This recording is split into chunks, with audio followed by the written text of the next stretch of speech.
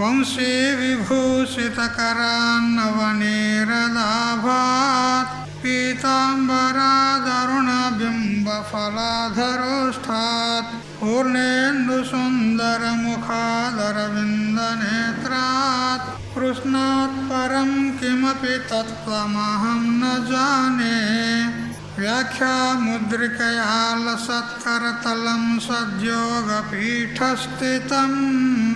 వామే జానుతలే దధానమపరం హస్తం సువిద్యానిధిం విప్రవ్రాతవృతం ప్రసన్నమనసం పాథోరుహాంగద్యుతిం పారాశర్యమతీవ పుణ్యచరితం వ్యాసం స్మరేత్ సిద్ధయే శృతిస్మృతిపురాణానామాలయం కరుణాలయం నమామి భగవత్పాదం శంకరం లోకశంకరం.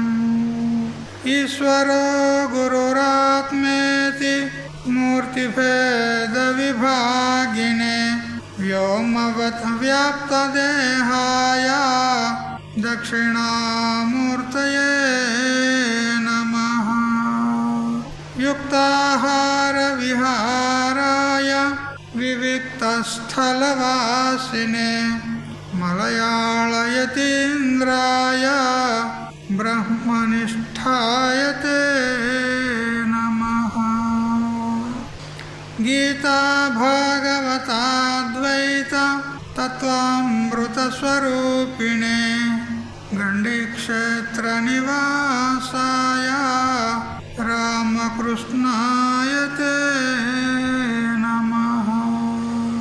ఓం పూర్ణమదః పూర్ణమిదం పూర్ణాత్ పూర్ణముదచ్యతే పూర్ణస్య పూర్ణమాదాయ పూర్ణమేవావశిష్యతే. ఓం శాంతి శాంతి శాంతి. స్వాంత పరికల్పిత బ్రహ్మాండాంతర్వర్తి సకల చరాచర ప్రాణికోట్ల యొక్క అసత్ జడ దుఃఖ మోహాత్మకమైనటువంటి సకల ఉపాధుల కంటే విలక్షణమై సత్తు చిత్తు ఆనంద రూపం చేత స్వయం ప్రకాశమానమై వెలుగొందుచున్నటువంటి ప్రత్యేక అభిన్న పరమాత్మకు సాష్టాంగ ప్రణమిల్లుతూ ఆత్మీయులారా, శ్రీమద్ భగవద్గీత విభూతి యోగము 10వ అధ్యాయంలో క్రమంగా 20 శ్లోకాల పర్యంతం తెలుసుకున్నాం. అహమాత్మా గుడాకేశ సర్వభూతాశయస్థితః అహమాదిశ్చ మధ్యం చ భూతానాం అంత ఏవ చ. హే అర్జున, నేను సకల భూతముల యొక్క హృదయ కమలమందుండు ప్రత్యేగాత్మను, సమస్త భూతముల యొక్క సృష్టి స్థితి లయములను లేక ఆది మధ్యాంతములు నేనే. సదేవ సౌమ్య ఇదమగ్ర ఆసీత్ ఏకమేవ అద్వితీయం బ్రహ్మ. ఇదం దృశ్యమాన జగతః సృష్టేః పూర్వం. ఈ ప్రత్యక్షాది ప్రమాణముల చేత గోచరమవుతున్నటువంటి ఈ జగత్తు ఉత్పత్తి కంటే పూర్వము ఒకే ఒక బ్రహ్మం ఉంది. ఆ బ్రహ్మమే సమష్టి జీవుల యొక్క కర్మ ఫలోన్ముఖమైనప్పుడు అతడు మాయాయోగం చేత ఈశ్వరత్వాన్ని పొంది శుద్ధ బ్రహ్మమే అధ్యస్థమైనటువంటి కల్పితమైనటువంటి ప్రకృతిని స్వీకరించి ఈశ్వరుడుగా అయినాడు. మాయా విశిష్ట చైతన్యమునకు ఈశ్వరుడందురు ఈశ్వరుడు అంటే శుద్ధ చైతన్యం కాదు, మాయా ఉపాధి కలిగినటువంటి చైతన్యము ఈశ్వరుడు. ఆ ఈశ్వరునిలోనే సృష్టి స్థితి లయత్వము, సర్వజ్ఞత్వము, సర్వశక్తిత్వము అన్నీ కూడా ఉంటాయి. శుద్ధ చైతన్యంలో ఏ ధర్మము లేదు. శుద్ధ చైతన్యంలో సృష్టి స్థితి లయ కారణత్వం లేదు. ఎందుకంటే శుద్ధ చైతన్యమే వ్యవహార హోవే నహి. శుద్ధ చైతన్యంలో ఏ విధమైనటువంటి వ్యవహారము జరగదు. మరి ఎక్కడ జరుగుతుంది అంటే మాయను తీసుకున్నప్పుడే సకల వ్యవహారాలు చేయగలుగుతాడు. కాబట్టి ఆ ఈశ్వరునిలో సమష్టి జీవుల యొక్క కర్మ ఫలోన్ముఖమైనప్పుడు ప్రేరణ కలిగింది, కామన కలిగింది. ఏమని అంటే ఏకోహం బహుశ్యాం ప్రజాయేయ తదైక్షత బహుశ్యాం ప్రజాయేయ అని ఈ విధంగా ఆ ఈశ్వరునిలో సంకల్పం కలిగి మాయను తీసుకొని, మాయలో ఉన్నటువంటి తమో గుణాన్ని తీసుకొని జగత్తుకు ఉపాదానమైనాడు. మరియు సత్వగుణాన్ని తీసుకొని నిమిత్త కారణమైనాడు. రజోగుణం చేత సృష్టి రచన చేశాడు. అందువల్ల ఈశ్వరుడు జగత్తుకు అభిన్న నిమిత్త ఉపాదాన కారణము అని చెప్తారు వేదాంతులు. కేవలం నిమిత్త కారణం కాదు, కేవలం ఉపాదాన కారణం కాదు, అభిన్న నిమిత్త ఉపాదాన కారణం అంటారు. ఈ విధంగా సృష్టికి సంపూర్ణంగా నేనే కారణము అని చెప్పినాడు. మరియు జీవబ్రహ్మల యొక్క అభేదాన్ని బోధిస్తూ నేనే సకల జీవులలో ఉన్నటువంటి ప్రత్యేగాత్మను అన్నాడు. సర్వత్రా వ్యాపించి పరిపూర్ణంగా నిండి నిభిడీకృతమై ఉన్నటువంటి ఏ చైతన్యం ఉన్నదో అదే సకల జీవుల యొక్క ఆత్మ, ప్రత్యేగాత్మ. కాబట్టి ఇక్కడ జీవబ్రహ్మల యొక్క ఏకత్వ రూప మహావాక్యాన్ని కూడా బోధించాడు. ఇట్లు ఉత్తమాధికారికి మరియు మధ్యమాధికారికి ఏ విధంగా ఉపాసించాలి చెప్పినాడు. అంటే ఉత్తమాధికారి అయితే ఏ విధంగా ఉపాసించాలి? ఆ పరమాత్మయే నా యొక్క స్వరూపము, నాకంటే భిన్నుడు కాదు అని ఈ విధంగా అహంగ్రహ ఉపాసన చేయాలి. మధ్యమాధికారి అయితే జన్మాద్యశ యతః అస్య జగతః జన్మ ఆది, ఈ జగత్తు యొక్క జన్మ మొదలుకొని అంటే సృష్టి స్థితి లయాలకు కారణం ఎవరో తద్బ్రహ్మ, అతడు బ్రహ్మం అని ఈ విధంగా ఉపాసించాలి. ఇక కనిష్టాధికారులు ఏ విధంగా ఉపాసించాలి ఈ విషయంలో ఇక అధ్యాయ సమాప్తి పర్యంతము ప్రపంచంలో ఉన్నటువంటి ముఖ్యమైనటువంటి భగవంతుని యొక్క విభూతులు చెప్తూ ఉన్నాడు. ఇక ప్రతి శ్లోకాన్ని చదవని అవసరం లేదు, నేను అర్థం చెప్పుకుంటూ పోతాను. ఆదిత్యానామహం విష్ణుర్జ్యోతిషాం రవిరంశుమాన్ మరీచిర్ మరుతామస్మి నక్షత్రానామహం శశి. భగవంతుడు అంటున్నాడు ఆదిత్యానాం అహం విష్ణు అన్నాడు. పురాణాల్లో ఉల్లేఖనం వస్తుంది ఏమనంటే 12 ఆదిత్యులు ఉంటారు అని. 12 అంటే 12 మంది ఆదిత్యులు ఉంటారు. ఆ ఆదిత్యుల్లో విష్ణువును నేను అన్నాడు. ఎవరు వారు? ధాత, మిత్రుడు, హర్యమన్, శక్రుడు, వరుణుడు, అంశుడు, భాగము, వివస్వత్, పూషన్, సవిత్రు, త్వష్ట్రు మరియు విష్ణువు అని మహాభారతము మొదటి పర్వంలోనే, ఆది పర్వంలోనే 65వ అధ్యాయంలో 14వ శ్లోకం నుంచి 16వ శ్లోకం వరకు ఈ 12 మంది ఆదిత్యుల యొక్క వివరణ ఉంది. ఆ 12 మంది ఆదిత్యుల్లో ఆదిత్యానాం సృష్టి బహువచనం, ఆదిత్యులలో విష్ణువును నేను అన్నాడు. ఇక జ్యోతిషాం రవిరంశుమాన్ అన్నాడు. జ్యోతులలో రవిహి అన్నాడు. ప్రకాశ స్వరూపమైనటువంటి సహస్ర కిరణాలతో కూడుకున్నటువంటి, అంటే ఉపలక్షణంగా అనేక కిరణాలతో కూడుకున్నటువంటి అంశుమాన్ రవి నేను అన్నాడు. అంటే ఇక్కడ సాక్షాత్తుగా సూర్యుడు అని తెలుసుకోవచ్చు. జ్యోతులు ఎన్నో ఉన్నాయి మనకు, నక్షత్రాలు కూడా జ్యోతే, చంద్రుడు కూడా జ్యోతే, సూర్యుడు, జ్యోతులు ఉన్నాయి అనేకం. వీటన్నిటిలో రవి అంటే సూర్యుణ్ణి నేనన్నాడు. ప్రకాశకాన మధ్య అహం రవి అంశుమాన్ విశ్వవ్యాపి ప్రకాశక, సంపూర్ణ విశ్వాన్నంతటిని కూడా ప్రకాశించేటువంటి సూర్యుని నేను అన్నాడు. ఇక మరుతాం మరీచి అస్మి, మరుద్గణంలో మరీచిని నేను అన్నాడు. అంటే ఇప్పుడు ఏవైతే చెప్తున్నాడో ఇప్పుడు 12 మంది ఆదిత్యులు అన్నాడు, అందులో విష్ణువును నేను అన్నాడు. అంటే 12 మందిలో 11 మంది భగవంతుడు కాదు, విష్ణువే భగవంతుడు అని అనుకోవద్దు. మొత్తం 12 మందికి 12 మంది కూడా భగవంతుడే. అలా ముఖ్యంగా చెప్పినాడు. ముఖ్యంగా విష్ణువును నేను అన్నాడు అంతే. కానీ వీళ్ళు కాదు, వాళ్ళు ఆ భగవంతుడు అని ఇట్లా అనుకోవద్దు. అణువు కూడా పరమాత్మనే ఉందని చెప్పేది ఉంది. కాకపోతే ముఖ్యమైనటువంటి విభూతులు చెప్తున్నాడు అంతే. మరి ముఖ్యం కానివి కూడా పరమాత్మనా కాదా? పరమాత్మనే ఈ విధంగా.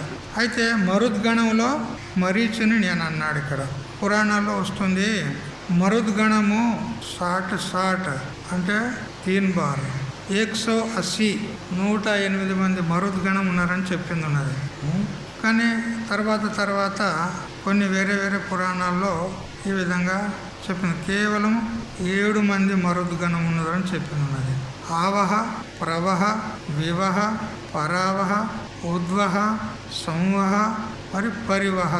ఇట్లా కొన్ని చోట్ల సప్తాకము అంటే 49 అంటే ఎన్ని అంటారు 39 49 మంది మరుద్గణం ఉన్నదని చెప్పింది ఉన్నది వామన పురాణం అనుసారంగా. ఈ ప్రకారంగా మరుద్గణంలో అంటే 49 మందిలో నేను మరీచిని అని చెప్పినాడు. అంటే ముఖ్యంగా మరీచి అని ఒకరిని చెప్పినాడు, మిగతా మరుద్గణం అంతా కూడా నేనే అని తెలిసినట్లయింది. అయితే మరుత్ అనే శబ్దం ఎట్లొచ్చిందనంటే, మా రుదస్వ, ఏడవకరా నాయన, మా రుదస్వ, రుదనం అంటే ఏడుపు, మా అంటే నిషేధం, ఏడువకు అని చెప్పినట్లయింది. ఆ మా రుదస్వ అనేది మరుత్ అయింది అంటాడు. ఎందుకనంటే మరుతోంకో దితికే పుత్రు కహా గయా హై. మరుద్గణము దితి, దితి అదితి అని కశ్యపునికి 2 భార్యలు ఉన్నారు. అయితే ఈ మరుద్గణము మరి ఆదిత్యులు వీళ్ళంతా దితి యొక్క సంతానం. అయితే అక్కడ ఏం జరిగిందనంటే वामन पुराण के अनुसार इंद्र ने दीति के जाटर में प्रवेश कर वहाँ कठिन न्यस्त कर ऊर्ध्वमुख महान बालक को देखा और अपने वज्र से उस दितिज गर्भ के 7 टुकड़े कर दिए. ఆ దితి గర్భం లోపల ఇంద్రుడు ప్రవేశించి 7 ముక్కలు చేసిండంట. అప్పుడు వే రోనేలాగే ఆ మరుద్గణం లోన గర్భం లోపల ఏడవడం మొదలు పెట్టిండ్రంట. అప్పుడు ఇంద్రుడు అంటాడంట, అరే మూర్ఖ మా రుదస్వ, ఏడువకు అన్నాడు. వారు మూర్ఖులారా ఏడువకండి అన్నాడు. మా రుదస్వ అంటే ఏడువకు అంది. అదే మరుద్ అయిపోయింది. 49 మంది మరుద్ గణంలో, గణం అంటే సమూహం, ఆ సమూహంలో ఈ మరీచిని నేను అని చెప్పినాడు భగవంతుడు. తర్వాత నక్షత్రాణం అహం శశి అన్నాడు. నక్షత్రాలు ఉన్నాయి కదా, వీటన్నిటిలో శశి అంటే చంద్రుణ్ణి నేను అన్నాడు. కానీ వాస్తవంగా చంద్రుడు నక్షత్రం కాదు. చంద్రుడు వాస్తవంగా నక్షత్రం కాదు, ఉపగ్రహం. మన భూమికి అదొక ఉపగ్రహం ఉన్నది, నక్షత్రం కాదు. నక్షత్రాలు అంటే పైన మినుకు మనకు కనపడతాయి కదా, అవి కూడా చాలా విస్తారంగా మన సూర్యుని కంటే కూడా ఇంకా ఎన్నో రెట్లు ఎక్కువ పెద్దగా ఉన్నాయంట. కాకపోతే అవి చాలా దూరంలో ఉన్నందువలన మన దృష్టి ఎంత దూరం వెళ్ళలేక చిన్నగా కనపడుతున్నాయి, మినుకు కనపడుతున్నాయి. అయితే చంద్రుడు వాస్తవంగా నక్షత్రము కాదు. అయినా కానీ రాత్రిపూట నక్షత్రాలు ప్రకాశిస్తుంటాయి, చంద్రుడు కూడా ప్రకాశిస్తూ ఉంటాడు. కాబట్టి ఈ చంద్రుడిని కూడా నక్షత్రాల్లోనే గణన చేశాడు. సంఖ్యాపూర్ణం కోసమని అంటారు. ఏ విధంగా ఒక యజ్ఞం చేసినప్పుడు అక్కడ 5 మంది ఆ యజ్ఞశేషాన్ని భక్షించాలి. ఆ యజ్ఞంలో సోమరసం వేస్తారు. స్వర్గం కావాలని సోమరసం ఆ సోమయాగం చేస్తాడు. ఆ సోమరసం ఉంటుంది. ఆ యజ్ఞంలో ఏగా ఇంకా కొంత అవశిష్టంగా కొంత మిగిలితే ఋత్వికులు సేవనం చేయాలి. అప్పుడు 5 మందికి సంఖ్య పూర్ణం చేయాలి. కాబట్టి యజమానిని కూడా అందులో కలుపుకొని యజమాన పంచమః అని ఈ విధంగా చెప్పి ఆ యజమానుని కూడా సంఖ్యాపూర్ణం కోసం అలా కలుపుకొని వాళ్ళు యజ్ఞశేషాన్ని భక్షిస్తారు. అట్లా సంఖ్యాపూర్ణం కోసం చెప్తున్నది. కానీ వాస్తవంగా యజమానికి అక్కడ ఆ ఇడాభక్షణం నందు అధికారం లేదు. అయినా కానీ వాళ్ళ సంఖ్య పూర్ణం కావాలి, 5 మంది కావాలి కదా. మనం 4 ఉన్నాం, ఇంకొకరిని కలుపుకుందాం, ఎవరిని యజమాని కలుపుకుందామని కలుపుకుంటారు. అట్లా అదేవిధంగా ముందు కూడా చెప్తాడు, ఇంద్రియానం మనశ్చాస్మి అంటాడు. కానీ వేదాంత సిద్ధాంతంలో మనస్సు ఇంద్రియం కాదు. ఇంద్రియాలు 10, జ్ఞానేంద్రియాలు 5, కర్మేంద్రియాలు 5, 10 ఉన్నాయి. కానీ ఇంద్రియాల్లో మనసును నేను అన్నాడు భగవంతుడు. ఇక్కడ ఇంద్రియాన్ని మనసుగా ఒప్పుకోలేదు. అయినా కానీ ఆ ఇంద్రియ సమూహంలో ఉన్నందువలన మనసు కూడా ఇంద్రియం అని చెప్పేశాడు. ఇట్లా అది గౌణంగా ప్రయోగం చేశాడు. అట్లే నక్షత్రం కూడా కాదు చంద్రుడు, అయినా కానీ గౌణరీత్యా ఆ నక్షత్రాల్లో కలిసి మనకు రాత్రిపూట ప్రకాశిస్తున్నందువలన, మనకు ప్రకాశాన్ని ఇస్తున్నందువలన ఆ చంద్రుని కూడా నక్షత్రము అని అన్నాడు. ఇప్పుడు నక్షత్రాల్లో చంద్రుణ్ణి నేను. ఇక వేదానాం సామ వేదోస్మి దేవానామస్మి వాసవః ఇంద్రియానాం మనశ్చాస్మి భూతానామస్మి చేతన. వేదానాం మనకు వేదాలు 4: ఋగ్వేదం, యజుర్వేదం, సామవేదం, అథర్వణ వేదం. అందులో సామవేదం నేను అన్నాడు. అంటే ముఖ్యంగా ఒకటి చెప్పినాడు, మిగతా 4 వేదాలు కూడా నా స్వరూపమే అన్నాడు. మరి దేవానామస్మి వాసవః, దేవతలలో వాసవుడు అంటే ఇంద్రుణ్ణి నేను అన్నాడు. ఇంతకు పూర్వము ఆదిత్యానాం అహం విష్ణు అన్నాడు. అయితే ఆ విష్ణువు శేషసాయి అయినటువంటి విష్ణువు కాదు. ఈ విష్ణువు వేరే. పాలసముద్రములో శేషసాయి చతుర్భుజాది ఆకారంతో కూడుకొని విష్ణువు ఉంటాడు కదా, ఆ విష్ణువు కాదు. ఆదిత్యుల్లో గణించబడినటువంటి విష్ణువు. 12 మందిలో ఆదిత్యుల్లో విష్ణువు అని చెప్పబడేటువంటి వాడిని నేను అన్నాడు. కానీ ఆ ముఖ్య విష్ణువుని చెప్పలే అక్కడ. వాసవ అంటే ఇంద్రుడు అని తెలుసుకోవాలి. దేవతలలో ఇంద్రుడిని నేను, ఎందుకంటే అందరికీ ఇంద్రుడు అధ్యక్షుడు కదా, ముఖ్యుడు కదా, అందుకని ఆ ముఖ్యమైన వాడిని చెప్పినాడు. అంటే మిగతా దేవతలందరూ కూడా నేనే అని చెప్పినట్లయింది అక్కడ. ఇంద్రియానం మనశ్చాస్మి. ఇప్పుడు ఇంద్రియాలలో 10 ఇంద్రియాల్లో మనసును కూడా ఇంద్రియంగా గణన చేసి మనసును నేను అన్నాడు. అంటే ఇంద్రియాల్లో ముఖ్యంగా వాటితో కలిసి ఆ సమూహంలో ముఖ్యంగా ప్రధానంది మనసు కాబట్టి ఆ ఇంద్రియాల్లో మనసును నేను అన్నాడు. మరి భూతానామస్మి చేతన అన్నాడు. భూతములంటే ప్రాణులు. భూతానాం సర్వప్రాణి సంబంధినాం పరిణామానాం మధ్యే చిద్ అభివ్యంజక బుద్ధేహే వృత్తి చేతన అహమస్మి.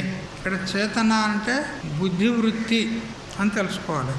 సకల ప్రాణుల్లో సకల వ్యవహారాలకు యోగ్యం, సర్వ వ్యవహార హేతు బుద్ధి అని నైయాయికులు బుద్ధి యొక్క లక్షణం చేస్తారు. సకల వ్యవహారాలు చేయడానికి సాధనం ఏది? బుద్ధి. బుద్ధి ఉంటేనే మీరు సత్సంగానికి వచ్చారు. బుద్ధి లేకపోతే వస్తారా? రారు. ఏ పని చేయాలన్నా బుద్ధి నిశ్చయం చేస్తేనే ఆ పని చేయగలుగుతాం. అంటే సకల వ్యవహారాలకు కారణం ఎవరైనా బుద్ధి. అందుకని ఆ బుద్ధివృత్తి ఏదైతే ఉందో అది నేనే అన్నాడు భగవంతుడు. రుద్రానాం శంకరశ్చాస్మి విత్తేశో యక్షరక్షసాం వసూనాం పావకశ్చాస్మి మేరుశిఖరిణామహం. రుద్రులలో శంకరుణ్ణి నేను అన్నాడు కదా. అనేక మంది రుద్రులు ఉన్నారు, 11 మంది రుద్రులు ఉన్నారు. వీరభద్రుడు, శంభు, గిరీశ, అజ, ఏకపాద, అహిర్బుధ్న్య, పినాకి, భవానీష, కపాలి, దిక్పతి మరియు స్థాను. వీళ్ళందరిలో శంకరుణ్ణి నేనన్నాడు.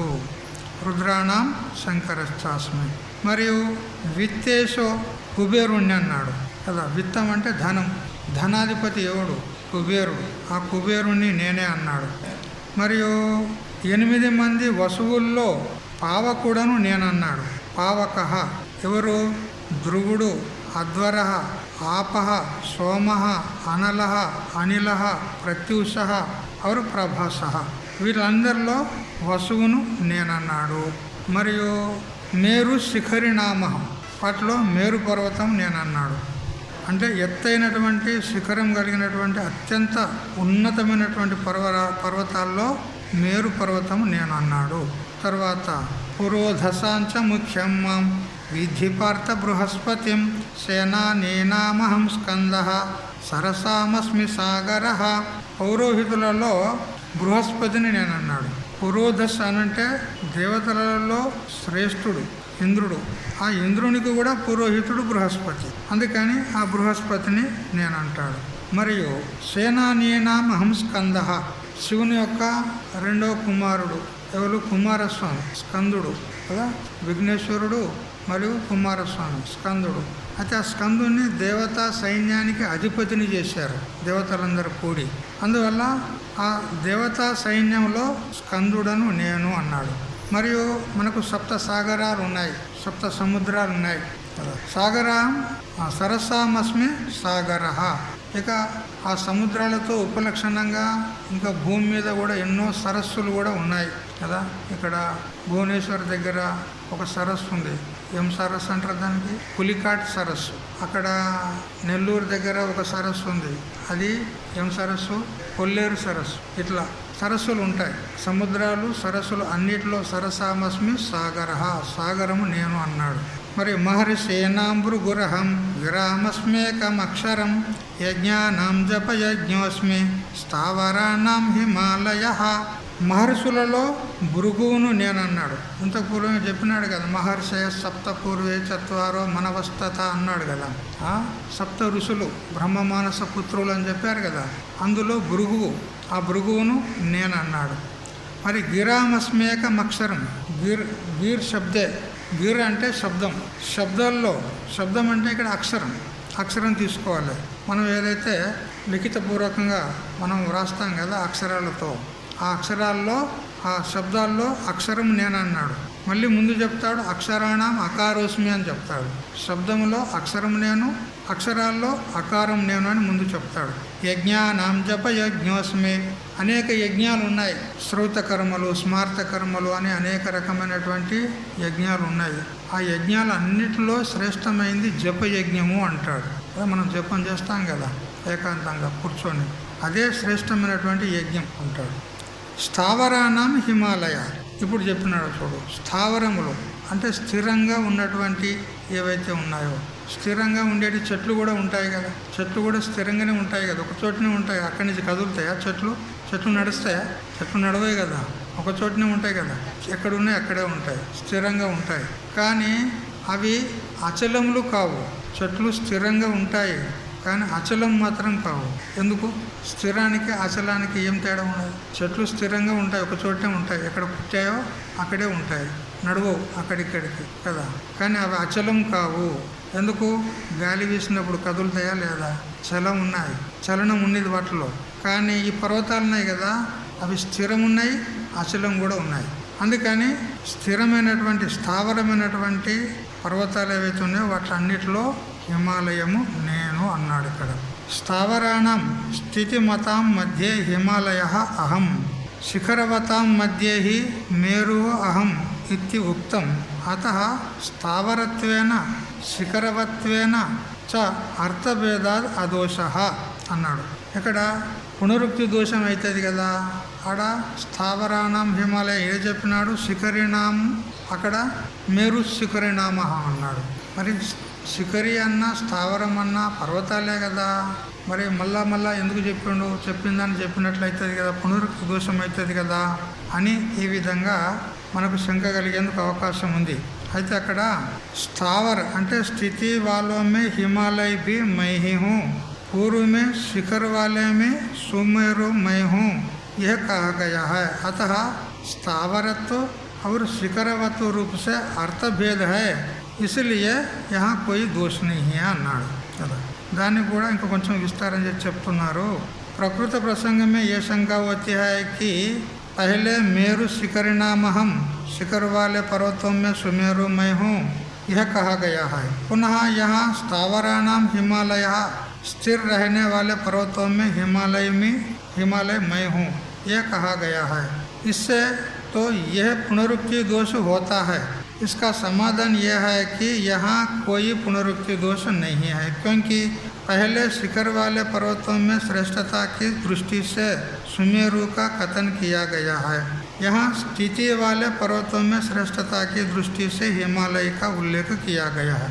అక్కడ శిఖరములు కలిగినటువంటి పర్వతాల్లో శ్రేష్టమైనటువంటిది మేరు పర్వతం అని చెప్పి, ఇక్కడ స్థితి కలిగినటువంటి పర్వతాల్లో స్థిరమైనటువంటి పర్వతాల్లో హిమాలయం నేను అన్నాడు. కాబట్టి ఇక్కడ స్థితత్వము శిఖరత్వం అనేటువంటి అవచ్ఛేదక భేదం చేత పునరుక్తి దోషము కాదు అని ఈ విధంగా వ్యవస్థ చేసి చెప్పినారు. तात्पर्य यह है कि पूर्वापर प्रसंग में प्रतिपाद्य विषय भिन्न होने के कारण यहाँ पुनरुक्ति दोष नहीं है. పూర్వాపరం అంటే అక్కడ శిఖరత్వ విశేషణం చేత, ఇక్కడ స్థావరత్వ విశేషణం చేత రెండు అవచ్ఛేదకాలతో చెప్పినాడు కాబట్టి ఇక్కడ పునరుక్తి దోషము రాదు అని చెప్పినాడు. అశ్వత్థ సర్వ వృక్షాణం దేవర్షీణం చ నారదః గంధర్వాణం చిత్రరథ సిద్ధానాం కపిలో ముని. సకల వృక్షాలన్నిటిలో నేను అశ్వత్థ వృక్షము. అలా అక్కడ ఉంది కదా రాగి చెట్టు, ఆ వృక్షం నేనన్నాడు. అందుకే కదా చాలామంది స్త్రీలు ఎక్కువగా రాగి చెట్టు ప్రదక్షిణ చేస్తారు, దానికి దారాలు చుడతారు. చెట్టు కనపడకుండా దారాలు చుడతారు. అంటే సంతానం కానోళ్ళు, మరి ఏదైనా గ్రహ బాధలు ఉన్నోళ్ళు, శరీరంలో ఏదైనా రోగాలతో పీడితులైనటువంటి వాళ్ళు ఆ అశ్వత్థ వృక్షం యొక్క ప్రదక్షిణ చేస్తే నివృత్తి అవుతుంది అని శాస్త్రాల్లో చెప్పింది ఉన్నది. అందుకని అది ప్రధానంగా చెప్పినాడు. అంటే మిగతా వృక్షాలు కూడా పరమాత్మ యొక్క స్వరూపమే, కాకపోతే అశ్వత్థాన్ని దేవుడుగా ఎక్కువగా భావించి చెప్తారు. దేవర్షీనాంచ నారద. ఇక దేవఋషుల్లో నారదుడు, తుంబురుడు మొదలైనటువంటి వాళ్ళు ఉన్నారు. వాళ్ళందరిలో నారదుణ్ణి నేను అన్నాడు. గంధర్వాణం చిత్రరథ. గంధర్వుల్లో గంధర్వ జాతి అనేది ఒక జాతి ఉంటుంది, ప్రాణి జాతి. మనం ఎట్లా మనుషులలో మనుష్య జాతి ఉంటుందో గంధర్వులు అనేటువంటి వాళ్ళు వారొక జాతి వాళ్ళు ఉంటారు. వాళ్ళు ఎక్కువగా సంగీత కళలో వాళ్ళు నిపుణులై ఉంటారన్నమాట. అందుకే గాంధర్వ విద్య అంటారు సంగీత విద్యకు. ఇక సిద్ధానాం కపిలో ముని. ఇక సిద్ధ పురుషుల్లో కపిల ముని నేనన్నాడు. కపిలుడు అంటే ఎవరు? కపిలుడు అంటే సాంఖ్యశాస్త్ర కపిలుడు ఒకడు ఉన్నాడు. మరి దేవహూతి కుమారుడు కపిలుడు కూడా ఒకడు ఉన్నాడు. మరి ఏ కపిలుడు అంటే దేవహూతి కుమారుడు కపిలుడు అని తెలుసుకోవాలి. ఇక్కడ సాంఖ్యశాస్త్రకర్త వేరే కపిలుడు. కపిల భగవంతుడు కూడా ఈ 24 అవతారాల్లో ఒక అవతారంగా చెప్పినారు భాగవతంలో. మొత్తం 10 అవతారాలు పురాణాల్లో వేరే చోట చెప్పినవి ఉన్నాయి. భాగవతానుసారంగా 24 అవతారాలు భగవంతునికి. దత్తాత్రేయుని కూడా అవతారంగా చెప్పినాడు, వ్యాసుని కూడా అవతారంగా చెప్పినాడు, ఈ కపిలుని కూడా అవతారంగా చెప్పినాడు. ఇట్లా అయితే భగవంతుని యొక్క అవతార విశేషం ఏదైతే కపిల అవతారం ఉన్నదో అతడే ఇక్కడ సిద్ధానాం కపిలో ముని అనే శబ్దానికి అర్థం. సాంఖ్యశాస్త్రకర్త కపిలుడు అతడు వేరే. ఈ విధంగా అనేక విభూతులు చెప్పి ఏం చెప్పినట్లయింది మనకు భగవంతుడు? ఏం చెప్తున్నాడు? చెప్పే తాత్పర్యం ఏంది చెప్పండి. ఇది నేను, ఇది నేను, ఇది నేను అన్నీ చెప్తున్నాడు. చెప్పే తాత్పర్యం ఏంది అంటే అంతటా నేనే ఉన్నాను అని చెప్పే తాత్పర్యం ఉంది. భగవంతుని యొక్క సర్వవ్యాపకత్వాన్ని చెప్పే తాత్పర్యం ఉంది. ప్రతి వస్తువులో కూడా అణువులో కూడా పరమాత్మ ఉన్నాడు. ఇప్పుడు ఆయన చెప్పినటువంటి ఇప్పుడు ఉల్లేఖన చేసినటువంటి విభూతులే పరమాత్మ అని అనుకోకండి. చెప్పినవి చెప్పని అన్నీ కూడా శ్రేష్టమైనవి, అశ్రేష్టమైనవి, నికృష్టమైనవి, ఉత్కృష్టమైనవి అన్నీ కూడా పరమాత్మనే అని తెలుసుకోవాలి. వేదాంత పంచదశలో ఒక చోట ఒక ప్రసంగం వచ్చని చెప్పినాడు. అక్కడ ఒక విద్యార్థి గురువు దగ్గరకు వచ్చాడు, అధ్యయనం చేస్తూ ఉన్నాడు. అయితే అధ్యయనం చేస్తూ ఉన్నప్పుడు అతని యొక్క మనసు స్థిరంగా ఉన్నట్టుగా గురువుకు తోచడం లేదు. అతడు ఏదో అంటే కూర్చున్నాడు, కదలకుండా కూర్చున్నాడు, ఆ గురుదేవుని దగ్గర చూస్తూ ఉన్నాడు కూడా. కానీ చూపులో తేడా ఉంటుంది కదా. చూపులో తేడా ఉంటుందా ఉండదు? నువ్వు నన్ను చూసినట్టే చూస్తూ ఉంటావు, ఆ మనసు లోపల ఏదో ఆలోచన చేస్తూ ఉంటావు. ఇక ఎదుటివాడు అనుకుంటాడు నన్నే చూస్తున్నాడు, నేను చెప్పింది వింటున్నాడు అనుకుంటాడు. కానీ వాని మనసు అన్యత్ర ఉంటుంది. అయితే అది అందరికీ తెలియదు, అది మహాత్ములకే తెలుస్తుంది. వీడు చూస్తున్నట్టే చూస్తున్నాడు కానీ వీని మనసు అన్యత్ర ఉంది, ఏదో ఆలోచన చేస్తున్నాడు. అప్పుడు ఆ గురువు తెలుసుకొని, నాయనా నీ అంతఃకరణ వృత్తి శాస్త్రం నందు ఏకాగ్రత కలిగింది లేదు, అనేకాగ్రత ఉంది. అంటే నువ్వు ఏదో అన్యత్ర చింతన చేస్తూ ఉన్నావు, అన్యచింతన చేస్తున్నావు. ఏమైంది నాయనా, నీకు ఎందుకు మనసు ఏకాగ్రమైతలేదు అని అడిగితే ఆయన అన్నాడు, పూర్వము అతనికి మహిషి ఉండే. మహిషి అనే శబ్దానికి పట్టపు రాణి అని ఒక అర్థం అవుతుంది. మరి ఏమంటారు, బర్రె అంటారా, ఎనుము అంటారా? ఎనుము, దున్నపోతు అంటారు కదా, గేదె అంటారు. గేదె ఉండే. అయితే ఆ గేదె అతనికి ఇప్పుడు అతడు విరక్తి కలిగి గురువు దగ్గరికి వచ్చాడు. అంతకు పూర్వము అతడు గృహస్థుడు ఉండే. ఆ గేదెను అతడు పోషించేవాడు. ఆ గేదె చేత అతనికి కుటుంబ పోషణ అయ్యేది. గేదెను తాను పోషిస్తే ఆ గేదె ఇతన్ని పోషించేది. అంతే కదా, కొంతమంది పాలు అమ్ముకొని మా జీవనం గడుపుతారు కదా. అయితే ఆ గేదె చాలా పాలు ఇచ్చేది. ఆ పాలతోనే అతని కుటుంబం నిర్వహణ మొత్తం అయిపోయేది ఆ పాలతోనే. అయితే అది అకస్మాత్తుగా చనిపోయింది. చనిపోయిన తర్వాత ఇక కుటుంబం గడవడం కష్టమైపోయింది, వేరే ఉద్యోగం లేదు. ఈ జీవితానికి ధిక్కారం అవుగాక అనుకున్నాడు. వాడు విరక్తుడయ్యి గురువు దగ్గరికి వచ్చాడు. మహిషి అనే దానికి ఇదొక అర్థం. మహిషి అంటే భార్య అనేది ఇంకొక అర్థం ఉన్నది. భార్యనే ఉండే అనుకో, అతడు గృహస్థుడు కాబట్టి భార్య ఉండే. ఆ భార్య అన్ని విధాలు అతనికి సేవ చేసేది. కానీ ఆమె చనిపోయింది, ఏదో అకస్మాత్తుగా ఏదో రోగం వచ్చింది. అప్పుడు ఇక భార్య నాకు అన్ని విధాల సేవ చేసేది ఆమె లేనప్పుడు ఇక నేను ఒక్కరిని ఉండి ఏం చేయాలి అని అతనికి వైరాగ్యం కలిగి గురువు దగ్గరికి వచ్చాడు. ఎట్లనైనా తెలుసుకోండి, మహిషి అంటే భార్య అన్న తెలుసుకోండి, మహిషి అంటే గేదె అన్న తెలుసుకోండి. మొత్తం మీద అతడు విరక్తుడై వచ్చాడు. వచ్చి శ్రవణం చేస్తూ ఉన్నాడు, సత్సంగం చేస్తూ ఉన్నాడు. కానీ మనస్సు మాత్రం స్థిరంగా ఉండడం లేదు. అది గురువు గమనించి అడిగితే ఈ సంగతి చెప్పినాడు. పూర్వాశ్రమంలో నాకు ఒక భార్య ఉండే, లేదా ఒక గేదె ఉండే, చనిపోయింది. దాని మీద నాకు చాలా మక్కువ, చాలా ప్రీతి ఉండే. అది పదే పదే మళ్ళీ గుర్తుకొస్తుంది స్వామీజీ అంటాడు. నాకు మళ్ళీ గుర్తుకొస్తుంది. అది గుర్తుకొచ్చేసరికి మీరు చెప్పేది వినలేకపోతున్నాను నేను. గురుదేవుని యొక్క శబ్దము ఏదైతే ప్రవచనం ఏదైతే ఉందో అది ఇతని చెవి వరకు వస్తుంది. శబ్దం ఉచ్చారణ చేసిన తర్వాత అది తరంగాల మాదిరిగా మన చెవి శ్రవణేంద్రియం పర్యంతం వస్తుంది. ఏ విధంగా మనము ఒక జలాశయంలో ఒక రాయి వేసామనుకోండి, రాయి వేస్తే అక్కడ తరంగాలు లేస్తాయి. రాయి వేయడంతో తరంగాలు లేస్తాయి. తరంగాలు లేచి మొదటి తరంగం ఉత్పన్నమయ్యి అది మళ్ళీ రెండవ దాన్ని ఉత్పన్నం చేసి మొదటిది నష్టమవుతుంది.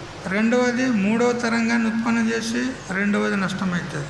ఇట్లా తరంగాలు ఒకటి ఎక్కడొకటి అవి తీరం దగ్గరికి, తటం దగ్గర కూడా వస్తాయి. అట్లా ఏ విధంగా తరంగాలు వస్తాయో అట్లా శబ్ద తరంగాలు కూడా శ్రవణేంద్రియ పర్యంతం వచ్చి మన శ్రవణేంద్రియంతో సంబంధం అవుతాయి. అప్పుడు శ్రవణేంద్రియం ద్వారా ఆ శబ్ద జ్ఞానం మనకు అవుతుంది. శ్రవణేంద్రియము ఆ శబ్దాన్ని గ్రహిస్తుంది, గ్రహించి మనసుకు అందిస్తుంది, ఆ మనసు బుద్ధికి అందిస్తుంది. ఇది ఈ విధంగా ఉందన్నమాట. అయితే గురువు యొక్క శబ్దము శ్రవణేంద్రియంతో సంబంధం అయితే అవుతుంది. కానీ ఆ శ్రవణేంద్రియంతో మనసు కూడా సంబంధమై ఉండాలి. శ్రవణేంద్రియంతో మనసు కూడా సంబంధపడి ఉంటే ఆ శబ్ద జ్ఞానం అవుతుంది. శ్రవణేంద్రియానికి శబ్దం సంబంధమై ఉంది, కానీ మనసు అన్యత్ర ఉందనుకో, వేరే ఆలోచన చేస్తుంది అనుకో, అప్పుడు శ్రవణేంద్రియంతో సంబంధం లేదు, అప్పుడు శబ్ద జ్ఞానం కాదు. ఇప్పుడు మేము చెప్తూ ఉన్నాం, ఈ శబ్దము మీ శ్రవణేంద్రియం దగ్గరికి వచ్చి సంబంధం అయింది, శ్రవణేంద్రియంతో మీరు వినగలుగుతున్నారు. ఎందుకు? మీ మనస్సు శ్రోత్రేంద్రియంతో సంబంధం ఉన్నది. అప్పుడు ఆ శబ్దము శ్రోత్రేంద్రియం ద్వారా మనసు గ్రహించి బుద్ధికి అందజేస్తుంది కదా. ఇదన్నమాట లింక్ ఉంటుంది ఇట్లా. అయితే మనసు ఒకవేళ వేరే విచారంలో ఉన్నదనుకో, శబ్దం శ్రవణేంద్రియంతో సంబంధం అయినప్పటికీ కూడా శబ్ద జ్ఞానం కాదు. అందుకే ఉపనిషత్తులో కూడా ఒక ప్రమాణం ఉంది, అన్యత్ర మన అభోవన్ నాహమస్రౌసం అని. నా మనసు అన్యత్ర వెళ్ళింది, ఏ గురుదేవా నేను వినలేకపోయాను, మళ్ళీ ఒకసారి చెప్పండి అంటాడు. అంటే మనసు వేరే ఆలోచన చేసినప్పుడు శబ్ద జ్ఞానం కలగదు. అది గమనించాడు గురుదేవుడు. నీ మనసు అన్యత్ర విచారం చేస్తుంది, ఎందుకు అని అంటే అప్పుడు అతడు చెప్పినాడు, పూర్వాశ్రమంలో నాకు ఈ విధంగా గేదె ఉండే, లేదా భార్య ఉండే, అకస్మాత్తుగా చనిపోయింది. నాకు ఆమె మీద చాలా ప్రీతి ఉండే కాబట్టి పదే పదే నాకు గుర్తుకొస్తుంది. కాబట్టి మనసు ఆ చింతనలో ఉన్నందువలన నువ్వు చెప్పినటువంటి శబ్దము యొక్క జ్ఞానం నాకు అవతలేదు అన్నాడు. అప్పుడు గురుదేవుడు ఆలోచించాడు, అరే వీనికి ఇట్లే ఉంటే జ్ఞానం ఎట్లయితుందిగా అని ఏం చెప్పిండంటే గురుదేవుడు, అయ్యా చూడు, పరమాత్మ అంతటా వ్యాపించి ఉన్నాడు, సర్వత్రా అణువణువులో ఉన్నాడు. ఏ రూపంలో ఉంటాడు అని మనం నిర్ణయం చేయడానికి రాదు, ఎందుకంటే అన్ని రూపాలు తనే, ఏ రూపంలో అయినా ఉంటాడు.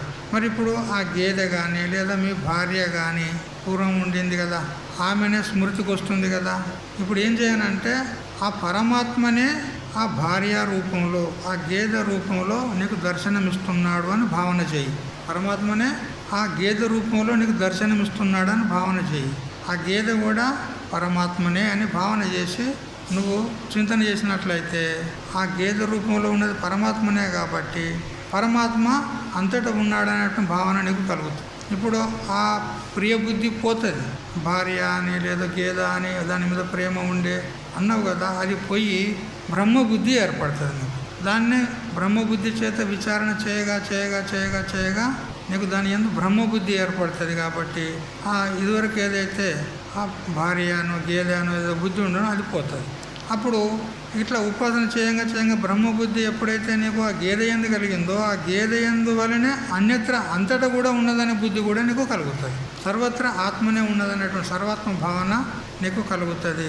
అందుకని నువ్వు భార్య అనో లేదా గేదో అనే కాకుండా ఇది బ్రహ్మమే అని నువ్వు చింతన చేయి అన్నాడు. అప్పుడు ఆ విధంగా చేయంగా అతనికి బ్రహ్మబుద్ధి ఏర్పడింది, సర్వాత్మ భావన ఏర్పడింది, అతడు ధన్యుడైపోయినాడు. ఇదన్నమాట. ఒకసారి రామకృష్ణ పరమహంస దగ్గరికి కూడా ఒక అమ్మగారు వస్తుంది. అమ్మగారు వచ్చి నాకు బ్రహ్మజ్ఞాన ఉపదేశం చేయండి స్వామీజీ అని అంటే రామకృష్ణ పరమహంస అంటాడు, అమ్మ ఇంకా నీకు అంతఃకరణ శుద్ధి కలగలేదు, నువ్వు భగవంతుని యొక్క ఉపాసన చెయ్యి మొదలు. భగవంతుని ఉపాసన చేస్తే అంతఃకరణ శుద్ధి, చిత్త ఏకాగ్రత అవుతుంది. ఆ తర్వాత నీకు జ్ఞానం ద్వారా మోక్షం కలుగుతుంది. అందుకని భగవంతుని యొక్క ఉపాసన చెయ్యి అని. మరి ఎట్లా చేయాలి స్వామీజీ అని అంటే ఒక మంత్రోపదేశం చేస్తా, నీకు ఇష్టమైన దేవుడు ఎవరో చెప్పండి అంటే ఏదో చెప్పాడు, కృష్ణుడో ఏదో చెప్పాడు. అప్పుడు ఈయన మంత్రోపదేశం చేశాడు. ఓం నమో భగవతే వాసుదేవాయ అని మంత్రం, ద్వాదశాక్షరి మంత్రాన్ని ఉపదేశం చేశాడు. ఇది నువ్వు నిరంతరము జపం చేస్తూ ఉండు, భగవంతుణ్ణి స్మరించుకుంటూ ఈ జపం చెయ్యి కదా. మనం కూడా జపం చేసేటప్పుడు ఎట్లా చేయాలి? हाथ में माला फिरता रहता है, मन चहुदिशी फिरता रहता है. माला फिरे, माला तो कर में फिरे, जीभ फिरे मुख माही, मनुआ तो चहुदिशी फिरे, यह तो सुमिरन नाही అని కబీర్దాస్ అంటాడు కదా. చేతుల్లో మాల తిరుగుతుంది, ఒక పూస తిరుగుతూనే ఉంటుంది. నోట్లో జీబు ఫిరే, నాలుగే తిరుగుతూనే ఉంటుంది. ఓం నమో భగవతే వాసుదేవ, ఓం నమో భగవతే వాసుదేవ, ఓం నమో భగవతే వాసుదేవ. నాలుగే నోట్లో తిరుగుతుంది, చేతిలో మాల తిరుగుతుంది. మనసు ఆ జపము ఏదైతే మంత్రం తీసుకొని జపం చేస్తున్నావో ఆ మంత్ర అధిష్టాన దేవత ఆకారంగా ఉండదు. మనసు ఏమవుతుంది? 12 ఆకారాలు అవుతుంది, ఎక్కడెక్కడో పోతుంది, ఏమేమో చింతన చేస్తుంది. ఇక్కడ జపం కూకుంటాడు, జపం మాల తిరుగుతూనే ఉంటుంది, నాలుగే తిరుగుతూనే ఉంటుంది. అక్కడ వంట చేయాలి, ఎంతమంది వస్తారో ఇవ్వాలా, ఏం కూరగాయ చేయాలి, అది లోపల మనసు వేరే చింతన చేస్తూ ఉంటుంది కదా. యహతో సుమిరన్ నాహి అంటాడు. ఇది జపం కాదు, ఇది స్మరణ కాదు అంటాడు. మరి ఎట్లా చేయాలి అంటే ఏ దేవత యొక్క మంత్రాన్ని మనం ఉపదేశం తీసుకున్నామో ఆ మంత్ర అధిష్టాన దేవత ఎవరైతే ఉన్నారో, ఏ దేవుడైతే నీకు ఇష్టం ఉంది కదా, ఆ దేవుణ్ణే స్మరిస్తూ ఉండాలి. మనసులో ఆ దేవుని యొక్క విగ్రహమే కదులుతూ ఉండాలి, ఆయన రూపమే కదులుతూ ఉండాలి. ఆ పాద తలమస్తకం, పాదం కాలి గోరు మొదలుకొని పింఛం వరకు మీద జుట్టు ఉంటుంది కదా, నెమిలి పింఛం. కృష్ణుడైతే నెమిలి పింఛం ఉంటుంది, శివుడైతే గంగమ్మ ఉంటుంది మీద, ఆమె కూడా గుర్తుకు రావాలి. అట్లా ధ్యానం చేస్తూ స్మరిస్తూ జపం చేయాలి, అది తొందరగా ఫలం ఇస్తుంది. అయితే ఇట్లా ఏదో మనసు అటు పోయినా కానీ మొత్తం మీద కూకొని జపం అయితే చేస్తున్నావు కదా, దానికి కూడా ఫలం ఉంటుంది, కానీ ఉత్కృష్ట ఫలం ఉండదు, అంతఃకరణ శుద్ధి కాదు. పుణ్యం దొరుకుతుంది ఏదో ఎంతో కొంత. అందుకని జపం చేస్తే ఎట్లా చేయాలి అని అంటే అధిష్టాన దేవతనే మన మనసులో కదులుతూ ఉండాలన్నమాట. అట్లా జపం చేయాలి. ఈ విధంగా యజ్ఞానం జపయజ్ఞోస్మి అన్నాడు. మరి ఈ విధంగా విభూతులని చెప్పి ఏం చెప్పినట్లయింది? భగవంతుడు అంతటా కూడా భగవంతుడే ఉన్నాడు. కేవలం అతడు చెప్పేటువంటి విభూతులే కావండి, సకల పదార్థాలు కూడా భగవత్ స్వరూపములే అని మనం చింతన చేయాలి. 26 శ్లోకాలైనవి. సిద్ధానాం కపిలోముని. తర్వాత ఉచ్చై శ్రవసమస్వానాం విద్ధిమాం అమృతోద్భవం ఐరావతం గజేంద్రాణం నరాణాంచ నరాధిపం. టిఫిన్ ఎక్కువ చేశారా ఏంది ఇవాళ? టిఫిన్ బాగా చేసినరా? ఎక్కువ టిఫిన్ బాగా చేసినరా ఏంది? అందుకే ముఖాలన్నీ మబ్బు కనపడుతున్నాయి. మిమ్మల్ని చూసే వరకు నా ముఖం కూడా మబ్బు అయిపోయింది కదా. సరే నీళ్ళు చల్లుకుని రండి, లేకపోతే. ఉచ్చై శ్రవసమస్వానాం. అయితే గుర్రాలు ఉంటాయి కదా, గుర్రాలు. ఆ గుర్రాల లోపల ఉచ్చై శ్రవసం, అది సాగర మంథనంలో సముద్ర మంథనం చేసినప్పుడు ఆ సముద్రం నుండి వెలువడినటువంటి ఆ గుర్రం అన్నమాట ఉచ్చై శ్రవసం. అది ఇంద్రునికి ఇచ్చారు దేవతలందరూ కలిసి, ఇది నువ్వు ఉంచుకో అన్నారు. కల్పవృక్షము, కామధేనువు, ఐరావతము, ఉచ్చై శ్రవసము ఇవన్నీ కూడా ఇంద్రునికి ఇచ్చారు. ఆ గుర్రాల లోపల ఉచ్చై శ్రవసం అనేటువంటి అశ్వము నేనన్నాడు. మరియు వాసుకి, వాసుకి కాదు వాసవ, ఇతడే ఒకడే ఇంద్రుడు. తర్వాత ఉచ్చై శ్రవసం అమృత మథనోద్భవం అశ్వం మాం విద్ధి. అదా అమృత మథనం చేసినప్పుడు వెలువడినటువంటి ఉచ్చైశ్రవసం అనేటువంటి ఏదైతే అశ్వం ఉన్నదో అది నేనే అని తెలుసుకో. మరి ఐరావతం గజేంద్రాణ, ఏనుగులలో ఐరావతం అది కూడా సముద్ర మథనం నుంచే వెలువడింది. మరియు నరాణాంచ, నరులలో నరేంద్రుణ్ణి నేను, అంటే రాజు చక్రవర్తి ఉంటాడు కదా, ఆ చక్రవర్తిని నేను అని తెలుసుకో. మనుషుల లోపల నరుల లోపల చక్రవర్తిని నేను అని తెలుసుకో. ఆయుధానామహం వజ్రం ధేనూనామస్మి కామధుక్ ప్రజనశ్చాస్మి కందర్ప సర్పాణామస్మి వాసుకి. ఆయుధాల్లో అనేకమైనటువంటి ఆయుధాలు ఉన్నాయి, వజ్రాయుధాలు ఉన్నాయి, ఇంకా అనేక రకాల ఏవేవో ఆయుధాలు ఉంటాయి యుద్ధంలో ప్రయోగం చేసేటువంటి. ఆ ఆయుధాలు అన్నిటిలో వజ్రం నేను అన్నాడు. వజ్రాయుధం అది ఎవరి దగ్గర ఉంటుంది? ఇంద్రుని దగ్గర ఉంటుంది వజ్రాయుధం. ఇక కామధేనువు అది కూడా ఇంద్రుని దగ్గర ఉంటుంది. కామితమేవ ధత్తే కామధుక్, మనకు ఏది కావాలంటే అది ఇస్తుంది. కామధేను యొక్క కూతురు సురభి అని అంటారు. కామధేను యొక్క కూతురు సురభి. ఆ సురభి కూడా కామధేను వలనే ఏదంటే అది ఇచ్చేదన్నమాట. అది వశిష్ఠ మహర్షి దగ్గర ఉండే. కామధేను యొక్క కూతురు వశిష్ఠ మహర్షి దగ్గర ఉండే. అయితే ఒకరోజు విశ్వామిత్రుడు, అతడు చక్రవర్తిగా ఉన్నప్పుడు, ఇంకా ఋషి కాలే, చక్రవర్తి ఉండే విశ్వామిత్రుడు, అతడు ఒకసారి వేరే రాజ్యం మీదకి దండెత్తి ఆ రాజ్యాన్ని వశగతం చేసుకోవాలని తన సైన్యంతో పాటు ఆ రాజ్యం మీదకి దండెత్తి ఆ రాజును ఓడించి ఆ రాజ్యాన్ని తన వశం చేసుకొని ఇక విశ్రాంతి కోసమని వాళ్ళు వెతుకుతూ ఉంటే సమీపంలోనే వశిష్ఠాశ్రమం ఉంది.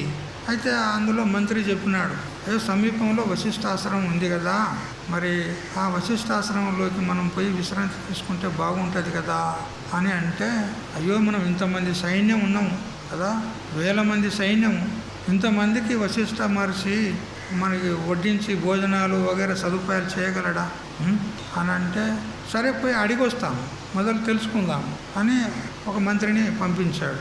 మంత్రిని పంపించి వశిష్ఠ మహర్షి అప్పుడు లేడు, సమయానికి లేడు.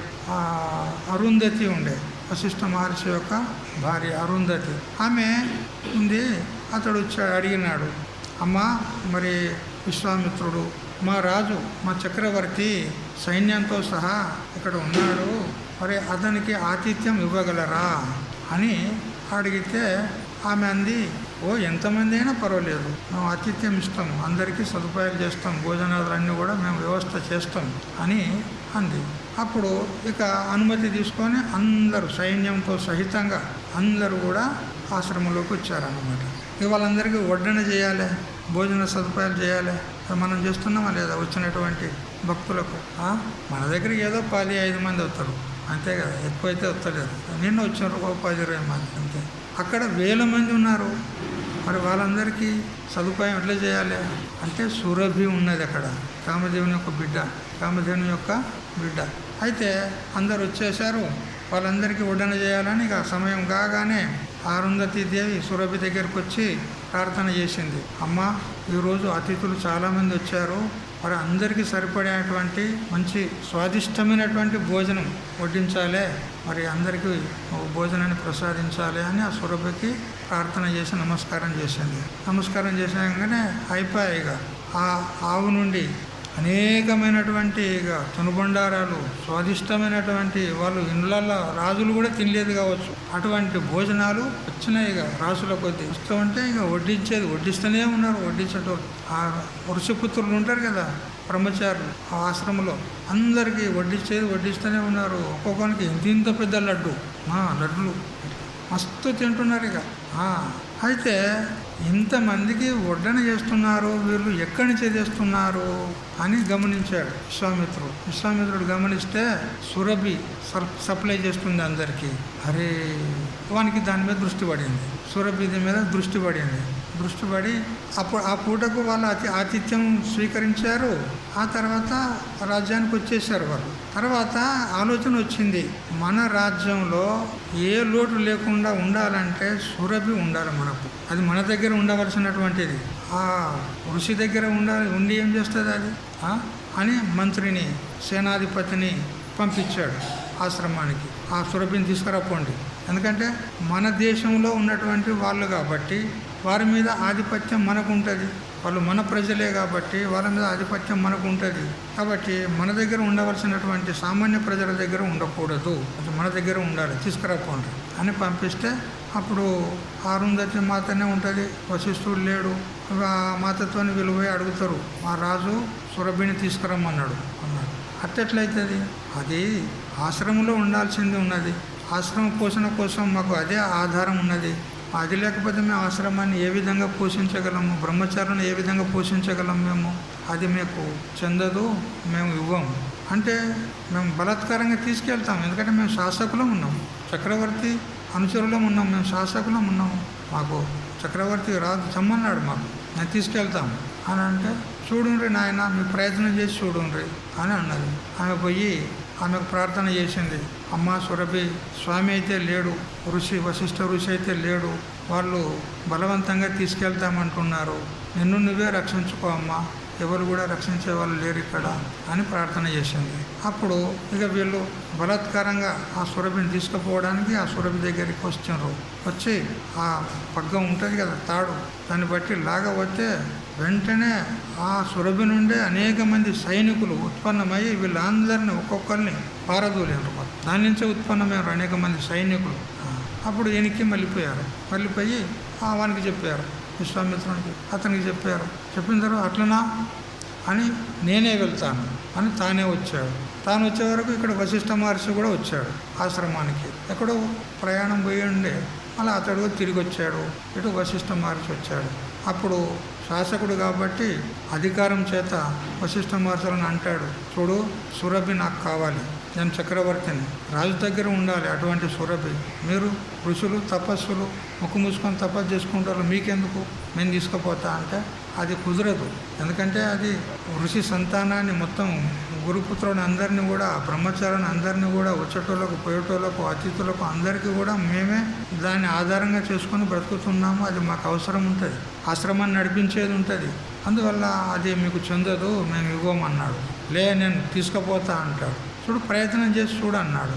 అప్పుడు వశిష్ఠ మహర్షి ఆ సురభి దగ్గరికి వచ్చి తన దండ ఉంటుంది కదా, జపం చేసుకునేటప్పుడు చెయ్యి ఇట్లా పెట్టుకుంటారు కదా, దండ, ఆ దండ, మంత్రదండ, దాన్ని ఇట్లా ఆకాశంలో ఇట్లా వదిలాడు. అది ఆకాశంలో అట్లే నిలబడింది. ఆ వశిష్ఠ మహర్షికి ఎదురుగా నిలబడింది. అతడు ఎన్ని ప్రయోగాలు చేసినా, మంత్ర ప్రయోగాలు, శస్త్ర ప్రయోగాలు ఏమేమో అన్నీ చేసినా కానీ ఆ దండాన్ని దాటి వాని ప్రయోగాన్ని సాగలే, అన్నీ రిటర్న్ పోయినాయి. అప్పుడు నీ దగ్గర ఇంత శక్తి ఉందా, ఆ శక్తులు నేను సంపాదించుకుంటాను అంటే శత్రువుల ద్వారా ఇటువంటి శక్తులు, ఇటువంటి ఋషిత్వము ప్రాప్తమయ్యేది కాదు. అది కేవలం బ్రాహ్మణులకే ప్రాప్తమవుతుంది. క్షత్రియుల లోపల ఒక అహంకారం ఉంటుంది. అహంకారం అంటే ఈ సిద్ధులు, ఈ శక్తులు, జ్ఞానం కానీ ప్రాప్తం కాదు. అని అంటే నేను తపస్సు చేసుకొని ఆ శక్తులు సంపాదించుకొని వస్తా అని వెనక్కి తిరిగి రాజ్యానికి పోలే, తపస్సు చేసుకోవడానికి పోయినాడు. తపస్సు చేశాడు, ఘోరమైన తపస్సు చేసి అనేక శక్తులు సంపాదించుకొని మళ్ళీ తిరిగి వచ్చాడు. తిరిగి వచ్చి సురభిని నేను తీసుకుపోతా, ఇప్పుడు నేను కూడా నీలాంటి శక్తివంతునైనా నీ శక్తిని అధిగమించి, నీ శక్తిని పరాస్తం చేసి నేను ఇప్పుడు సురభిని తీసుకుపోతా అంటాడు. అప్పుడు వశిష్ఠుడు అంటాడు, సరే ప్రయత్నం చేసి చూడు, అటువంటి శక్తి నీ దగ్గర ఉంటే అన్నాడు. మళ్ళీ దండాన్ని మళ్ళీ అడ్డం పెట్టాడు, మళ్ళా ప్రయోగం చేశాడు, ఏం పని చేయలే. అప్పుడు అయితే బ్రాహ్మణుల దగ్గరనే, ఋషుల దగ్గరనే ఇటువంటి శక్తులు ఉంటాయా? అయితే నేను కూడా ఋషిని అయి తీరుతాను, బ్రహ్మ ఋషిని అవుతాను నేను అని ప్రతిజ్ఞ చేసి ఇక తపస్సుకు పోయినాడు. ఇక రాజ్యం దగ్గర అతని కుమారుణ్ణి రాజ్యాభిషిక్తుని చేసినాడు, తపస్సుకు వెళ్ళిపోయినాడు. ఇక ఆ తపస్సు చేయగా కూడా ఎన్నోసార్లు ఆ తపోఫలాన్ని కోల్పోయినాడు. ఒకసారి ఆ మేనక గురించి, ఆమె వల్ల తపస్సు కోల్పోయినాడు. ఇట్లా ఎన్నోసార్లు కోల్పోయిన తర్వాత చివరికి అతడు హరిశ్చంద్ర మహారాజుకు ఎంతో తిప్పల పెట్టినారు. ఈ ఇద్దరు పోటీ పెట్టుకొని, ఎవరు, వశిష్ఠుడు మరియు ఈ విశ్వామిత్రుడు. హరిశ్చంద్ర మహారాజుకి ఎన్నో కష్టాలు తెప్పించి కష్టపెట్టి చివరికి అక్కడ చంద్రమతిని, లోహితుణ్ణి అందరినీ కూడా అక్కడ లోహితుణ్ణి కాల్చడానికి చంద్రమతి పోతే చంద్రమతిని కూడా చంపేటువంటి పరిస్థితి, అక్కడ ఒక మాయ చేసి దొంగతనం చేసినట్టుగా ఆమె మీద నేరం మోపి ఆమెకు మరణదండ విధించున్నాడు. అప్పుడు ఆ చంద్రమతి ఒక తలను నరకడానికి ఆ కాటికా పరివేశంలో ఉన్నటువంటి హరిశ్చంద్రుడు ఉద్యుక్తుడైనప్పుడు ఆ ఆయుధం, ఆ కత్తి అది పూలమాల అయ్యి ఆమె మెడలో పడుతుంది. అప్పుడు సత్యవంతుడైనటువంటి వాడు హరిశ్చంద్రుడే అని ఆ విశ్వామిత్రుడు ఒప్పుకుంటాడు. అక్కడ వశిష్ఠుడు సత్యవంతుడు హరిశ్చంద్రుడు ఉన్నాడని అంటే నేను అబద్ధం ఆడి చూపెడతా ఎట్లా సత్యవంతుడవుతాడని వాళ్ళిద్దరు పందెం పెట్టుకొని అతన్ని ముప్పు తిప్పలు పెట్టారు కదా. వాళ్ళిద్దరు కొట్లాడితే మూడోనికి వచ్చింది. పాపం ఆయనేం పాపం చేసిండు, ఆయనేం నేరం చేసిండు, ఆయనను ముప్పు తిప్పలు పెట్టిండ్రు, చాలా మహాఘోరమైన తిప్పలు. అప్పుడు సత్యవంతుడు హరిశ్చంద్రుడు అని నిర్ధారణ అయిన తర్వాత అప్పుడు వశిష్ఠుడు అంటాడు, హే బ్రహ్మర్షి విశ్వామిత్ర అంటాడు. అప్పుడు తన అహంకారం అంతా దిగిపోయింది. అహంకారం ఉన్నంత వరకు నువ్వు బ్రహ్మర్షివి కాదు, నువ్వు బ్రహ్మర్షివి అనే దగ్గర నిన్ను విడిచిపెట్టా. ఆయన 100 కొడుకులను కూడా చంపేశాడు విశ్వామిత్రుడు. వశిష్ఠుని యొక్క 100 కొడుకులను చంపేశాడు.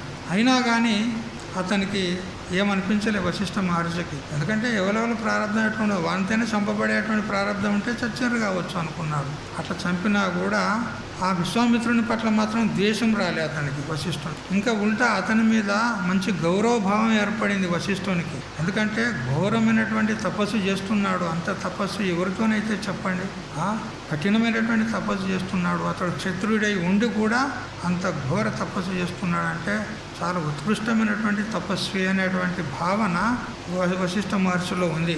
అతనికి ద్రోహం చేసినా కూడా అతని పట్ల గౌరవభావం ఉంది. ఒకరోజు ఇక వశిష్ఠున్నే చంపుదా అనుకున్నాడు. ఇతడు బ్రహ్మర్షి అని నన్ను అంటలేడు కదా, నేను ఇతన్నే చంపుతా అని ఖడ్గం తీసుకొని ఆశ్రమానికి వచ్చాడు. ఆశ్రమానికి వచ్చి ఆశ్రమం వెనుక పొంచి ఉన్నాడు. అప్పుడు నిండు వెన్నెల, పున్నం నాటి వెన్నెల. ఆ వెన్నెల వెలుక్కు ఆ అరుంధతి వశిష్ఠ మహర్షి ఇద్దరు కూడా బయట వచ్చి ఆ ఉద్యానవనంలో వాళ్ళు ముచ్చటించుకుంటున్నారు, ఆ ఋషి భార్య. అప్పుడు అరుంధతి అంటది, ఏమండి ఆ విశ్వామిత్రుడు అంతగా ఘోరమైన తపస్సు చేసి నీ చేతనే బ్రహ్మర్షి అని అనిపించుకోవాలనుకుంటున్నాడు, కానీ మీరు బ్రహ్మర్షి అని అంటలేరు, అనండి బ్రహ్మర్షి అని అనండి అంటది. అంటే చూడమ్మా, అతడు బ్రహ్మర్షి అవుటకు యోగ్యుడే ఉన్నాడు, కానీ అతనిలో సూక్ష్మంగా అహంకారం ఉన్నది. ఆ అహంకారం ఒకటి పోతే అతడు బ్రహ్మర్షే. కానీ అంతటి తపస్సు ఎవరితోనూ కూడా కాదు. మహా గొప్ప తపస్వి, శ్రేష్ఠుడు, ఉత్కృష్టుడు, సామాన్యుడు కాదు విశ్వామిత్రుడు అని వశిష్ఠుని నోటితోనే అంటాడనమాట. ఆ వశిష్ఠునితో నోటితోనే ఈ వాక్యాలు విన్నాడు పొంచి ఉన్నటువంటి విశ్వామిత్రుడు. విని నా పట్ల ఇతనికి ఇంతమైనటువంటి ఉత్కృష్ట భావన, ప్రేమ భావన, గౌరవ భావన ఉందే, నేను అతన్నే చంపడానికి వచ్చినా నేను ఎంత మురుకుని అని అహంకారం దించుకొని వచ్చి నమస్కారం చేశాడు. సాష్టాంగ నమస్కారం చేశాడు వశిష్ఠ మహర్షికి. అప్పుడు సాష్టాంగ నమస్కారం చేస్తే వశిష్ఠ మహర్షి ఆ 2 చేతులు పట్టుకొని విశ్వామిత్రుని 2 చేతులు పట్టుకొని బ్రహ్మర్షి లే అంటాడు. అప్పుడు అంటాడన్నమాట బ్రహ్మర్షి అని. అంతవరంగా అనలేదు, ఎందుకంటే అహంకారం ఉంది కదా, అదన్నమాట. ఈ ప్రకారంగా సురభి అనేది ఒక ప్రసంగం వచ్చింది కాబట్టి ఆ సురభి విషయంలో కూడా ఇదంతా కథ చెప్పుకున్నాం కదా. సురభి ఎవరు అంటే కామధేను విషయం వచ్చింది కదా ఇక్కడ. కామధేను యొక్క బిడ్డనే సురభి. ఆ సురభి నుంచే మనం పెద్ద కథ చెప్పుకున్నాం కదా. మీకు కథ కావాలి కదా, ఎందుకంటే ముఖాలన్నీ ఎటు అయిపోయినాయి అని ఒక కథ చెప్పవలసి వచ్చింది నాకు. సరే. కామధుక్ ధేను నామస్మి కామధుక్. ధేనువుల్లో, ఆవుల్లో, ధేను అంటే ఆవు, ధేను అంటే విశిష్ట అర్థం కూడా ఉంది దానికి. ధేను అంటే ఏది పాలు ఇస్తుందో అది దానికి ధేను అనాలి. పాలు ఇవ్వని గోవులు కూడా ఎన్నో ఉంటాయి, వాటికి ధేను అనకూడదు, గోవు అనాలి అంతే. కానీ ఇది ధేనువు అంటే పాలు ఇచ్చేది. అయితే ఈ ధేనువుల్లో కామధేనువును నేను అని భగవంతుడు అన్నాడు. ప్రజనశ్చాస్మి కందర్ప. చూడు, కందర్పుడు అంటే మన్మధుడు. అట్లా ప్రజనీయత అని అంటే కామోంకే మధ్యమే ప్రజనయిత అంటే పుత్రోత్పత్తి కావాలంటే కామన ఉండాలి. ఆ కామనల లోపల ఆ కామనను చేసేవాడు, కామనను ఉత్పన్నం చేసేవాడు ఎవరు? కామదేవుడు కదా, అంతే కదా. అందుకనే కదా ఆ శివునికి పార్వతికి కలిగినటువంటి కుమారుని చేతనే ఆ శంబరాసురుడు చస్తాడు. శంబరాసురుడు శివునికి మరియు పార్వతికి వారికి కలిగిన సంతానం చేతనే శంబరాసురుడు చస్తాడు. అట్లా వరం ఉంది. మరి ఇప్పుడు ఇంకా కొడుకులే లేరు ఈయనకు. ఎవరు? శివునికి పార్వతికి. ఇప్పుడు ఏం చేసేది? అప్పుడు ఆ శంబరాసురుని యొక్క బాధలు పడలేక ఉన్నారు. ఎవరు? దేవతలు. దేవతలను పీడిస్తున్నాడు ఆ శంబరాసురుడు. ఇప్పుడు మా పీడ పోవాలంటే వీళ్ళిద్దరికి కొడుకు కలగాలి. కొడుకు కలిగితే ఆ కొడుకుతో వాడు చేస్తాడు. మరి వీళ్ళ కొడుకు పుట్టాలంటే వాళ్ళ లోపల ప్రేరణ రావాలి. అంతే కదా, వాళ్ళ లోపల ప్రేరణ అయితేనే కదా కొడుకు పుడతాడు. మరి ప్రేరణ ఎట్లా కల్పించాలి? అప్పుడు కామదేవుని దగ్గరికి పోయి వేడుకుంటారు అన్నమాట. ఏ కామదేవా, నువ్వు ఎట్లన్నా చేసి శివునిలో ప్రేరణ కలిగించు, కామోత్పత్తిని కలిగించు అంటేనే మరి వాళ్ళ ద్వారా కొడుకు పుడతాడు. అంటే అప్పుడు కామదేవుని యొక్క భార్య రతీదేవి భయపడుతుంది. అమ్మో, శివుడు ఆయన తపస్సు చేసుకుంటూ ఉన్నాడు, ఒకవేళ అతన్ని ఏమన్నా విక్షేపం చేసి అతన్ని తపస్సుకు భంగం కలిగించామా, అతని దగ్గర మూడో నేత్రం ఉన్నది. మూడో నేత్రం అది తెరిచిందంటే భస్మం అంతే. అమ్మ వద్దు, ఆ పని చేయొద్దు అంటే లోక కళ్యాణం కోసము చెయ్యండి అమ్మా అని దేవతలందరూ బ్రతిమిలాడారన్నమాట. అప్పుడు కామదేవుడు ఒప్పుకున్నాడు, రతీదేవి కూడా ఒప్పుకుంది. ఒప్పుకున్న తర్వాత అప్పుడు ఇక ఈ శివుణ్ణి కదిలించాలి. ఇక ఇప్పుడు ఆ తపస్సు నుంచి కదిలించాలి, అతనిలో ప్రేరణ చేయాలి. ఎట్లా చేసేది? ఇక కామదేవుడు వచ్చి ఇక అనేక బాణాలను వేస్తాడు. ఇక ఆయన దగ్గర 5 బాణాలు ఉంటాయి. అశోక అరవిందం అశోకంచ చూతంత నవమల్లికం నీలోత్పలంచ ఇత్యేతే పంచైతే పంచబాణస్య సాయకాహ అని చెప్పింది ఉన్నది. అతనికి బాణాలు 5 ఉంటాయి. అరవిందము అనొక పుష్పం, అశోకము అనొక పుష్పం, అరవిందం అశోకంచ చూతంచ నవమల్లిక. నవమల్లిక చూతం అంటే మామిడి పూలు, మరియు నీలోత్పలం, ఇవన్నీ అతనికి బాణాలను. అంటే ఎవరినైతే కామోద్రిక్తం చేయాలని అనుకుంటాడో అతని మీద ఈ బాణాలు ప్రయోగం చేస్తాడు. అయితే ఇక తన ప్రయోగం చేస్తూ ఉన్నాడు. చేయగా చేయగా చేయగా చేయగా చివరికి ఆ శివుని యొక్క తపస్సును భంగం చేయడానికి అమోఘమైనటువంటి బాణాన్ని ప్రయోగం చేసినాడు కామదేవుడు.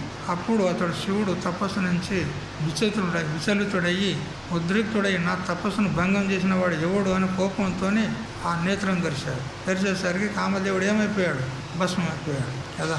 అట్లా మళ్ళీ వెనకసరి రతీదేవి బతిలాడుతుంది. అయ్యో నా పతి లేకపోతే నేనెందుకు ఉండాలి, నేను చచ్చిపోతా, అట్లా ఎట్లా బతిలాడితే అప్పుడు పార్వతీదేవిని బతిలాడితే నువ్వన్నా చెప్పమ్మా అది ఇదని బతిలాడితే అప్పుడు మళ్ళీ శివుడు కొద్దిగా చల్లగా అయ్యి, అప్పుడు కోపంతో ఉండే ఇప్పుడు చల్లగా అయ్యి, సరే నీ పతికి నేను ఒక సూక్ష్మ రూపాన్ని ఇస్తా, అతడు జీవితుడే ఉంటాడు, ప్రాణం పోదు, జీవితుడే ఉంటాడు, సూక్ష్మ రూపాన్ని ఇస్తా, అది ఏదో చీకటిలాగా కనపడతాడు అంతే, మనలాగా కనపడడు, అట్లాంటి రూపాన్ని ఇస్తా, మళ్ళీ తర్వాత అతడు కృష్ణునికి కుమారుడిగా పుడతాడు, అప్పుడు నువ్వు అతనికి భార్య అవుతావు అని ఈ విధంగా వరం ఇచ్చాడు.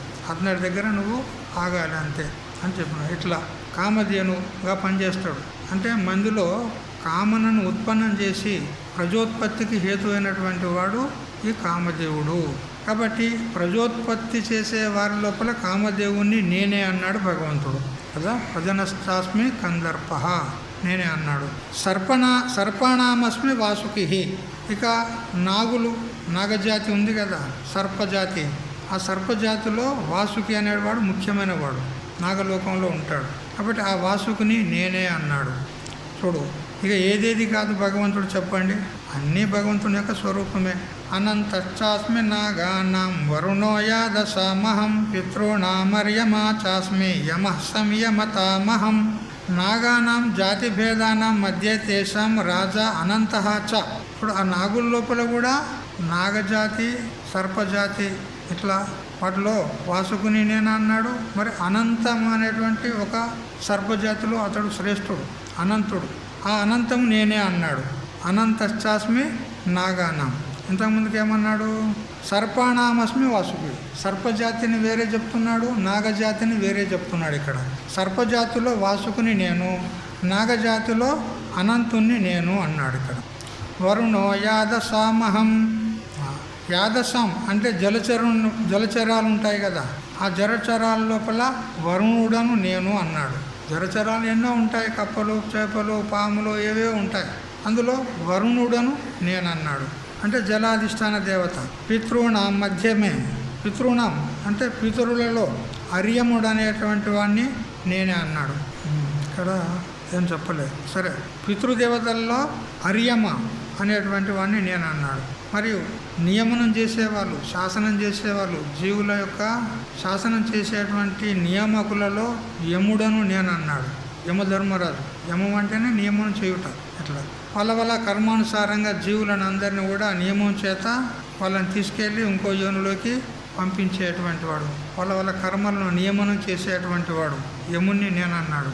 మరి ప్రహ్లాదశ్చాస్మి దైత్యానాం కాలః కలయతామహం మృగానాం చ మృగేంద్రోహం వైనతేయశ్చ పక్షిణాం.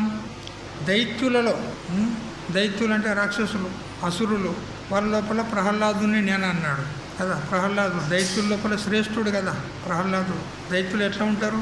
భక్తులు ఉంటారా? ఎవడన్నా రాక్షసులు భక్తులు ఉంటారా? ఉంటారు. ఎందుకు ఉండరు? రావణాసురుడు భక్తుడే కదా, శివభక్తుడు కదా. హిరణ్యకశిపుడు కూడా భక్తుడే, వాడు శివుని భక్తుడే. అయితే భక్తులైతే ఉన్నారు, కానీ వాళ్ళ మనస్తత్వాన్ని మాత్రం వదులుకోలేరు. మందిని పీడించేది ఆ మనస్తత్వం మాత్రం వదులుకోలేదు. తపస్సు అయితే బాగా చేస్తారు రాక్షసులు. ఇక తపస్సు చేసిన తర్వాత వరం ఇవ్వాలి కదా అని దేవతల యొక్క నియమం. బ్రహ్మదేవుడు, శివుడు వాళ్ళకి వరం ఇచ్చిన అంటారు కదా, మొక్కిన వరమీని వేల్పు మోహరమున తానెక్కిన పారని గుర్రము గ్రక్కున విరువంగ వలయు అని చెప్తారు కదా. అట్లా మరి వాడు తపస్సు చేశాడు, ఘోరమైన తపస్సు చేశాడు, మరి వరం ఇవ్వాలి కదా, తప్పదు. అందుకని ఆ శివుడు, బ్రహ్మదేవుడు వివశులయ్యి వాళ్ళకు వరాలు ఇస్తాడు. ఆయన నీకు ఏం కావాలో కోరుకో అంటారు. అప్పుడు వాళ్ళు దుర్మార్గులు, దుష్టబుద్ధి ఎందుకు పోతుంది? మేము అమరులం కావాలి, మేము ఎవరితో చావకూడదు, ఇట్లా వరాలు కోరుకుంటారు. అమరులం అయితే ఇక అమరులైనటువంటి వాళ్ళు దేవతలు ఎవరున్నా వాళ్ళని పీడించవచ్చు. ఇట్లా వాళ్ళ దుర్బుద్ధి. అయితే ఆ దైత్యుల్లో భక్తులు కూడా ఉన్నారు, కానీ దుర్బుద్ధిని మాత్రం వదులుకోలేదు. కానీ ప్రహ్లాదుడు కూడా భక్తుడే ఉన్నాడు, కానీ రాక్షస గుణాలు లేవు, దైవీ గుణాలు ఉన్నాయి అతనిలో. అందువల్ల రాక్షసుల్లో, దైత్యుల్లో ప్రహ్లాదుని నేను అన్నాడు. కాలః కలయతామహం. ఇక కాలం గణన కదా, కాలుడు. ఇప్పుడు మనం క్షణాలు, నిమిషాలు, గంటలు, రోజులు, పక్షము, మాసము, సంవత్సరము, ఇదంతా ఏంది? కాల గణన కదా. ఈ కాలము నేను అన్నాడు భగవంతుడు. కాలం కూడా నేనే అన్నాడు. మృగానాంచ మృగేంద్రోహం. ఇక మృగములలో కదా, అడవిలో తిరిగేటువంటి పశువులు ఉంటాయి కదా, వన్య పశువులు. ఆ వన్యజీవుల్లో మృగేంద్రుణ్ణి అంటే సింహము నేను అన్నాడు. చూడు, అన్నిటిని చంపుకొని తింటుంది అది నేనే అన్నాడు భగవంతుడు. మరి ఇప్పుడు భగవంతుడు ఎక్కడ లేడు? దుర్మార్గుల్లో ఉన్నాడు భగవంతుడు, సన్మార్గుల్లో ఉన్నాడు, మంచోల్లో ఉన్నాడు, చెడ్డల్లో ఉన్నాడు. ఇప్పుడు ఒక్కొక్కడు చోరీ, డకైటీ ఏవేవో చేస్తారు. మరి వాళ్ళ లోపల కూడా భగవంతుడు ఉన్నాడంటావా లేదంటావా? ఉన్నాడు. ఎందుకంటే అంతటా ఉన్నవాడు వాని లోపల కూడా ఉండాలనే పడుతుంది. లేకపోతే పరిచ్ఛిన్నుడు అయిపోతాడు భగవంతుడు. వానిలో లేడంటే పరిచ్ఛిన్నుడు, వ్యాపకుడు అని చెప్పడానికి వీల్లేదు, పరిచ్ఛిన్నుడు అయిపోతాడు. అందుకని వానిలో కూడా ఉన్నాడు. వాని బుద్ధిని అనుసరించి ప్రేరణ చేస్తూ ఉన్నాడు. స్వయంగా తానే ప్రేరణ చేయలేంలే, వాని బుద్ధి సంస్కారాన్ని బట్టి వాడు పనులో ప్రవృత్తి అవుతున్నాడు. ఆ దొంగ పనో, లంగ పనో ఏదో చేస్తూ ఉన్నాడు. ఆ చేయడానికి కూడా ప్రేరకుడు భగవంతుడే. ఆ భగవంతుడు లేకపోతే వాడు ఏం చేస్తాడు? జడమైన శరీరం ఏం చేస్తుంది? అందుకని అందరిలో ఉన్నది భగవంతుడే. కాకపోతే సంస్కారాన్ని బట్టి ఆయా పనులకు ఫలాలు వాళ్ళు పొందుతారు అంతే. వాళ్ళ సంస్కారాన్ని బట్టి, వాళ్ళ వ్యవహారాన్ని బట్టి. దుర్వ్యవహారం అంటే దుష్ఫలితాన్ని పొందుతారు, మంచి వ్యవహారం అంటే మంచి ఫలితాన్ని పొందుతారు. ఆ ఫలాన్ని పొందుటలో వాళ్ళే కారణం, భగవంతుడు కారణం కాదు. కానీ అందరికీ ప్రేరణ ఇచ్చేది మాత్రం భగవంతుడే. మృగానాంచ మృగేంద్రోహం వైనతేయశ్చ పక్షినాం. ఇక పక్షి జాతిలో వైనతేయుడు ఎవరు? గరుత్మంతుని నేనే అన్నాడు కదా. తర్వాత పవనః పవతామస్మి రామశస్త్రభృతామహం జశానాం మకరశ్చాస్మి శ్రోతసామస్మి జాహ్నవి. పవతాం అనంటే పవిత్రమైనటువంటి, పునీతం చేసేటువంటి వాటిలో వాయువును నేనన్నాడు కదా. పుయి అంటే పవిత్రం చేసేటువంటి వాటిలో వాయువును నేను అన్నాడు భగవంతుడు. మరియు శస్త్రధారి అమ్మే రామ్మయహం అన్నాడు. కోదండం పట్టుకుంటాడు కదా రాముడు ఏం పట్టుకుంటాడు? కోదండం. శస్త్రాలు ధరించేటువంటి వాటిలలో రాముణ్ణి నేనే అన్నాడు. రామ శస్త్రభృతాం అహం అన్నాడు. శస్త్రాలను ధరించే చివరిలో రాముణ్ణి నేనన్నాడు. రాములు అంటే అనేక మంది రాములు ఉన్నారు. ఏ రాముడు మరి? పరశురాముడిని తీసుకుంటే బాగుంటుంది ఇక్కడ. ఎందుకంటే 21 సార్లు మొత్తం భూ ప్రదక్షిణ చేసి ఒక్క క్షత్రియుని కూడా లేకుండా చేశాడు. అంటే మొత్తం పోలే. మరి మొత్తం పోతే మరి ఇప్పుడున్న వాళ్ళే అంతా ఎవరు?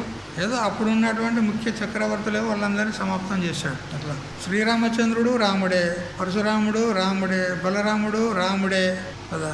అందుకని పరశురాముని తీసుకుంటే బాగుంటుంది, మంచిగా ఉంటుంది. శస్త్రధారిణం యుద్ధ కుశలానాం మధ్య రామ దాశరథి అంటున్నాడు కదా.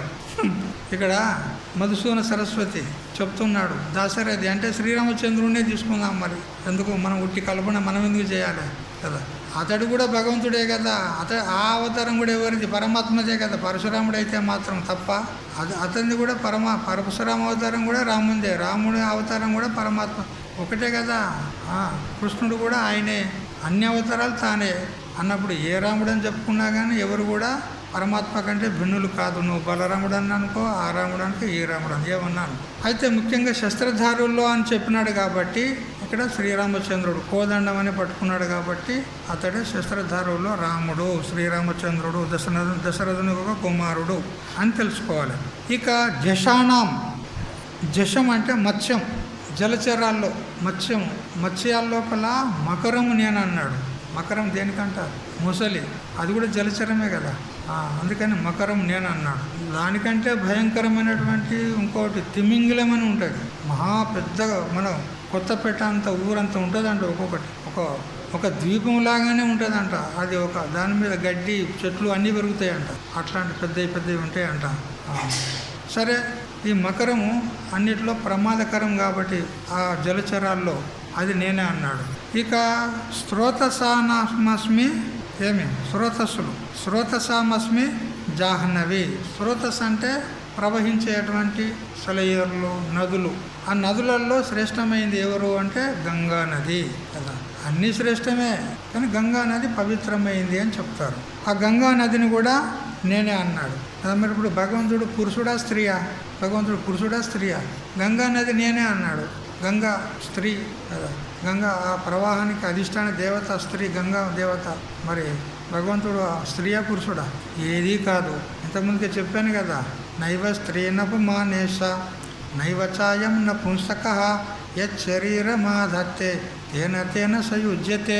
పరమాత్మ స్త్రీ కాదు, పురుషుడు కాదు, నపుంసకుడు కాదు, ఏదీ కాదు.